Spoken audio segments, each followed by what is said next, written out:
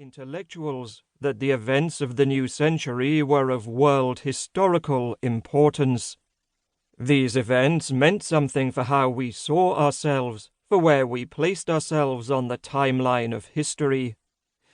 The events led to a general reorientation of how Westerners understood their own societies, whether in terms of moral progress, societal decay, or something else. Central to this narrative was the rise of National Socialism and its horrors, especially the Nazi terror against the Jewish people. Nazism came to play a key role in the narratives of the modern age, whether declinist, progressivist, or in terms of cyclical visions of human history.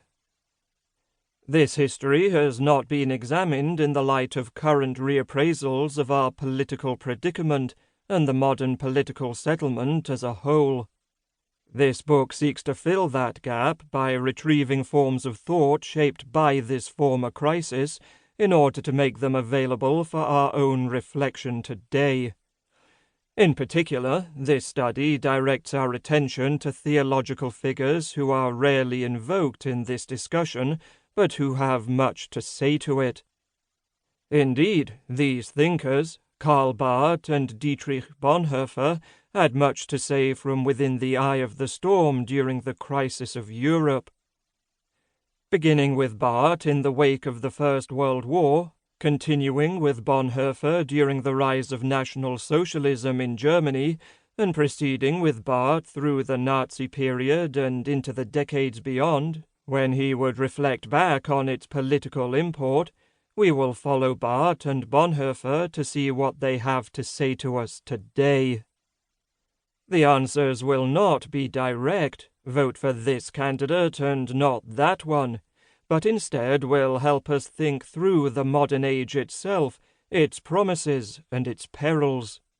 In that way, these figures can help us assess our own political moment. Scope of this book. My focus is on how the work of Barth and Bonhoeffer can inform contemporary discussions regarding dissatisfactions with and criticisms of political liberalism. Barth and Bonhoeffer lived in very different times and cultural settings than, say, that of the United States in the year 2020. Whether their work is relevant to our own time is an open question, but one which is best answered not before, but only after one has engaged their thought in this book. They faced similar pressures on the democratic political project, but they also faced differing threats and lived in a different world. In some ways it is this cultural distance, as much as the cultural similarity, that makes their thought helpful today. The difference can be refreshing, creating space to think outside the narrow categories into which our thinking is often directed by the political polarizations of our time, like a river forced into the narrow pathway of an ancient canyon. This book focuses on how Barth and Bonhoeffer can inform thinking today about the modern political settlement. The objective is not primarily historical.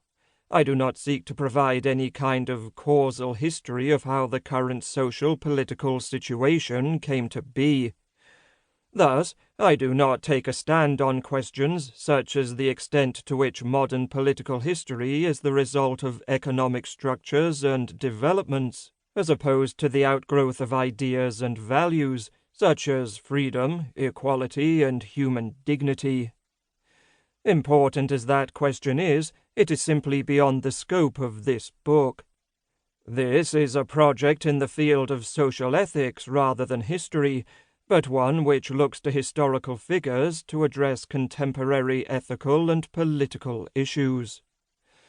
Scholars disagree regarding theories of historical change, whether emphasizing a kind of economic determinism or allowing more for the power of ideas to shape history and society.